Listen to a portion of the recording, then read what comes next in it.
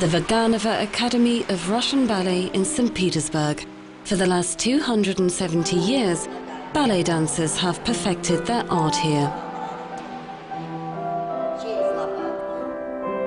For these children, dancing is their life. They train for several hours a day on top of their regular schoolwork. 50 years ago, the famous dancer and teacher Agrippina Vaganova created a system which Masha Chugai and her fellow students still use today. It helps them achieve total command of their bodies with perfect harmony.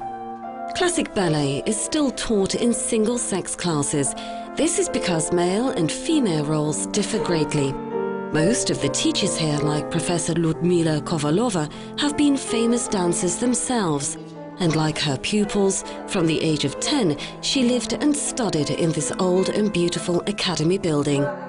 An American student, Alan Alberto, is from Miami and has been at the Ballet Academy for 4 months.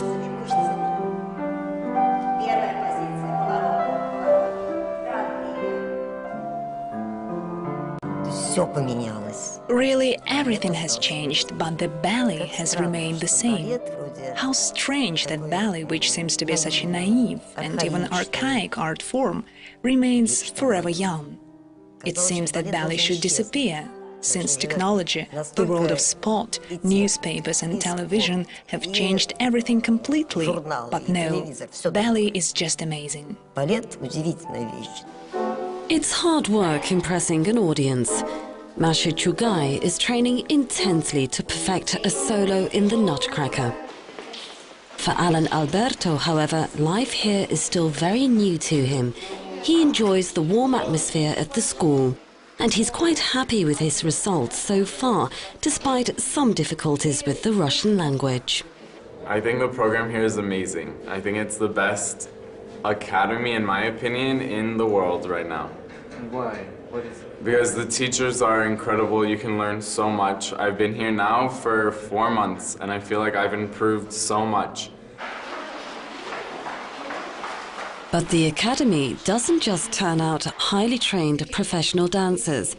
It also has to educate its 300 or so students. English language classes are very important. However, the grammar proves to be a daily challenge for the younger students. The dance classes use up a lot of their energy.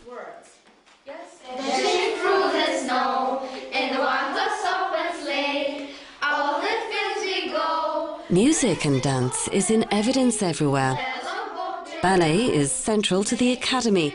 However, the teachers also prepare their students for the outside world. English is very important not only for the academy, and especially for the academy because they are going to travel a lot. They are going to perform just in a lot of countries, yes, so of course they should communicate and they understand it quite well. More than 30 foreign students study at the academy. Newcomers like Alan hardly speak a single word of Russian. Pandora is from Paris, Tanomi from Tokyo, and Tiffany is from North Carolina. In small, quite intense classes, they have to learn all of the key words in Russian, which are used in dance classes like jump, turn, and count.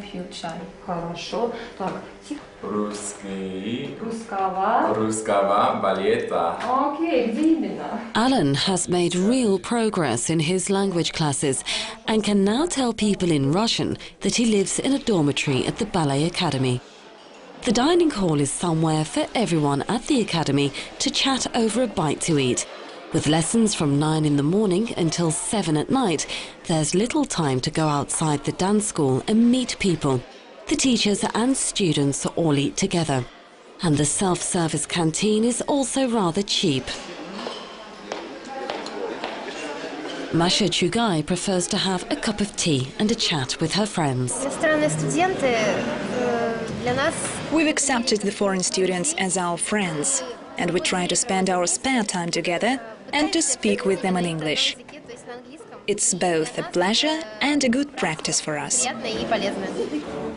For Russian and foreign students alike, St. Petersburg, with its rich architecture and culture, is awe-inspiring. French and Italian masters designed Russia's imperial capital with a great sense of harmony. With its canal network and golden cupolas, St. Petersburg is sometimes called the Venice of the North.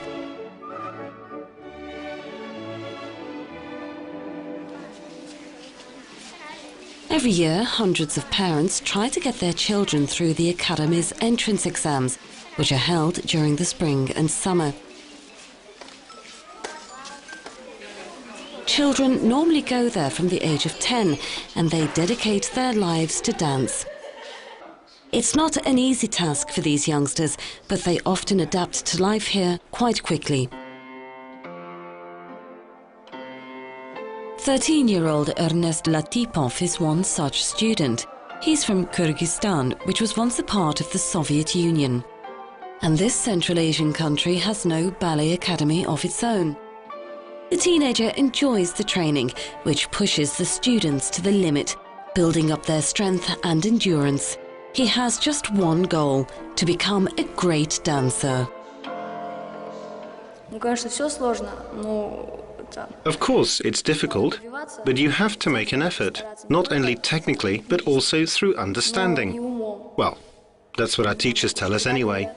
And then we have to rehearse as well. This is also difficult. At the moment, we're rehearsing the Nutcracker. The Nutcracker is a famous Russian fairy tale which is popular at Christmas. It was adapted to the ballet for children of all ages by Vasily Vainanen in 1934. It means they have the chance to dance together on stage, and they can also learn from each other. Only the most talented pupils are given solos. The exposure to the complexities of the orchestra and a live audience also prepares them for their future careers as professional ballet dancers. The city of St. Petersburg and the famous Kirov Ballet has played a major role in the development of this art form during the last 100 years. Alan is one student who will take his skills and experience abroad. I think that ballet is always magical, and whenever you're watching, especially as a ballet dancer who knows about ballet and who knows about the technique and knows about what you're looking for, I think when you go to Mariinsky and you see the theater and you see the company dance and you see someone dance, there's definitely someone who's better than someone else. And when you see someone amazing, there's a magic of feeling a fire that they let go, and you watch and you feel so entranced, or like you just know that there's something special. Alan and his fellow students are dancing the Pink Waltz in the third act of the Nutcracker. During this sequence, 12 pairs of dancers build up to the final scene. These duets are taught by Vadim Desnitsky at the Academy. He's been teaching at the school since 1970, following a 22-year career as a dancer himself. Alan is one of the few students allowed to dance in all 6 performances on the Mariinsky stage this season. It's a great honor. He started dancing at a private academy in Florida just 3 years ago, which taught the Vaganova system. During rehearsals, Professor Desnitsky spots the smallest mistakes as he follows several dancers at a time. He knows that the classes are less strenuous than actually dancing on stage, so he puts the students through a grueling schedule. Often, students stay in contact with the academy after they've graduated because of these close tutor-pupil relationships. I'm a big fan of the Vaganova system. In the West, they may perform fantastic moves standing endlessly on tiptoe because they have special shoes, but the type we use aren't as good. But we still dance. No one has hands like us. Nowhere. However, I have to say the way they dance is rather mechanical. Whereas here, in addition to the hands, we pay great attention to expression, to the soul. The studio where the Vaganova system is taught has a great history. The students all know that some of the world's greatest dancers train there. Every rehearsal and every step brings them closer to their future careers as professional dancers. It's now up to them how high they will go. The The Academy's museum embraces 270 years of the school. It was founded by the Frenchman Jean-Baptiste Lange after the Empress Anna signed a decree in 1738 to open one at the Winter Palace. Many famous exponents of classical ballet, like Marius Petipa, was involved. The Ballet Russe in France was organized by the impresario Sergei Diaghilev and is an important part of the history of ballet. The famous dancer Vaslav Nijinsky was the first Russian to earn worldwide fame through his performances in the early 1900s. Agrippina Vaganova is famous for her unique teaching methods at the dance school. Rudolf Nureyev and Mikhail Baryshnikov followed her methods and went on to earn international status.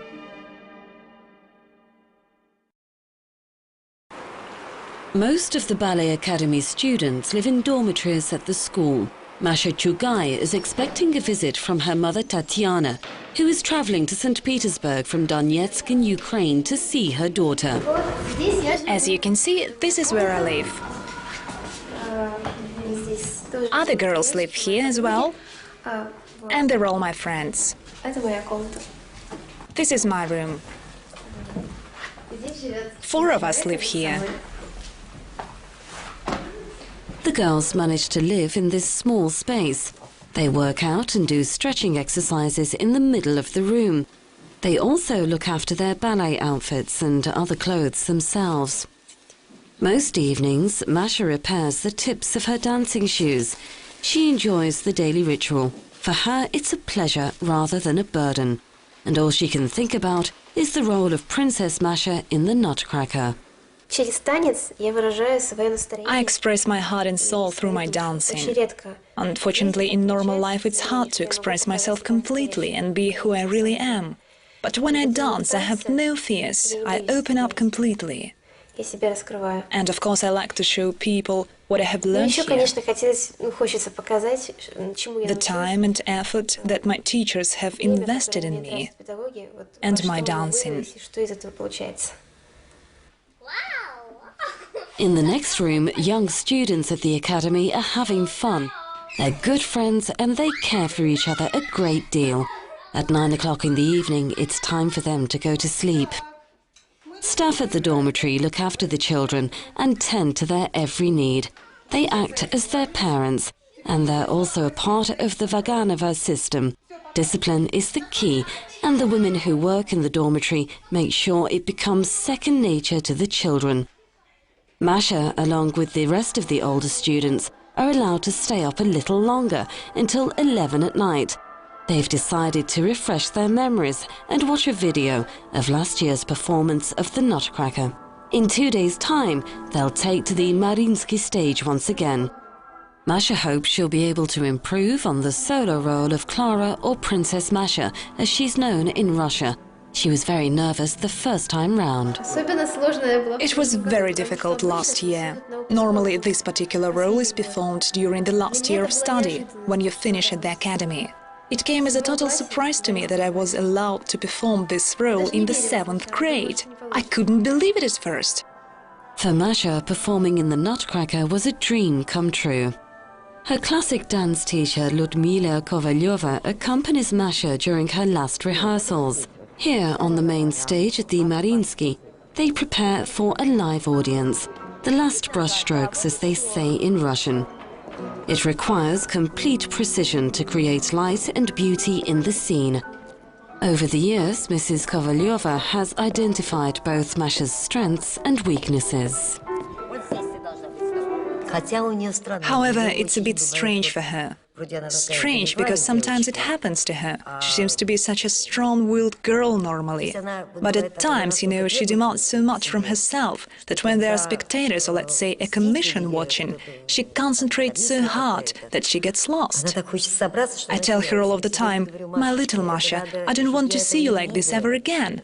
But she'll do it. She's a smart girl. The Mariinsky Theatre in St. Petersburg is a world-famous opera house. Founded as an imperial theatre, this neoclassical structure was designed and built by the architect Albert Kavos in 1859. The Mariinsky is also renowned for its pastel green exterior, which makes it a landmark in St. Petersburg. Masha's mother, Tatiana, is naturally looking forward to seeing her daughter dance in this famous scene from The Nutcracker. Her love for ballet began when she saw a performance of The Nutcracker. She watched it at 4 years of age, and then she just kept on getting on our nerves. Dancing around, pretending to be Masha in front of us. When she was 5, we had to take her to a ballet school. She couldn't do anything. And 4 years later, she became a small Masha in the show. Of course, she always dreamt of dancing the role of the adult Masha. But all of the students have trained for weeks on end for this one day. Alan is also getting ready for the Pink Waltz. He's impressed by the scale of the opera house. The Mariinsky Theater is huge. It's like a maze. It's incredible to be here. The backstage area is a hive of activity this Sunday morning. Costumes need to be allocated and everyone is nervous. Ernest is given a 19th century costume and his brown hair needs to be curled. He'll soon become a part of the fairy tale. In the women's dressing area, the preparation is an immense task. All of the girls want to look perfect. In classical ballet, physical beauty plays an important role, and all of the Russian girls like to look stunning. Altinaya Asilmuratova is the Academy's artistic director. Up until 2000, she was a prima ballerina at the Mariinsky and knows all about the secrets of the stage. She makes it her job to create the perfect Princess Masha today. Of course, I remember it well, because we all grew up with this show. And of course, I'm nervous. Sometimes we also have in-house performance at our school, and the children are really excited then as well. They aim to please and do the best they can, but it's a completely different thing to be on this stage, you know. Here everything is real, and the tasks they have to fulfill aren't really for the children, but for adult dancers instead. In a few minutes, the performance will begin. Everyone now concentrates on their own tasks. Today I will realize everything that I have worked so long for. It means I can express everything and give myself to the audience. The stalls at the Mariinsky are full, the tickets sold out. Masha's mother, Tatiana, is in the audience and she's anxious, hoping for her daughter's success not only today, but also in the future. Crystal chandeliers, frescoes, classical columns, and a gold stucco interior makes the Mariinsky Theatre a must for everyone who goes to St. Petersburg. The Nutcracker, which was written by Ernst Theodor Amadei Hoffmann, was adapted to the ballet by Lev Ivanov, who was an assistant of the famous French choreographer and premier ballet master at the Academy, Marius Petipa. Petipa, who is known as the father of classical ballet, fell ill, and he had to hand over the project to Ivanov. It's been performed 630 times at the Mariinsky since its premiere there in December 1892. The Nutcracker is a fairy tale about a girl called Masha who finds a Christmas present, a nutcracker. We see the events of her Christmas Eve unfold, where Masha dances and dances until she falls asleep. During the performance, the students watch the scenes backstage with eager eyes. Vadim Disnetsky lends a helping hand and gives the occasional massage to dancers with sore legs. As Masha dreams of being a princess, she watches the dance of the ice blue snowflakes. Her nutcracker turns out to be an enchanting prince. Together they live through a series of adventures and miracles. A new act is about to begin. The young dancers try to stay calm. The final warm-up helps many of them to release tension and cope with their nerves. Stepping out onto the huge stage at the Mariinsky isn't an easy thing to do. And for Alan, it's a dream come true. Well, now the show is about to start, so I dance. This is the third act. I dance Pink Waltz. And so we start, I think, in about 2-3 minutes, very fast. And so I'm not nervous, I'm ready, I'm excited.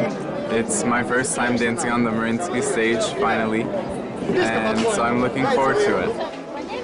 For the academy, this performance is the best way to gauge how the intense training translates in terms of real progress.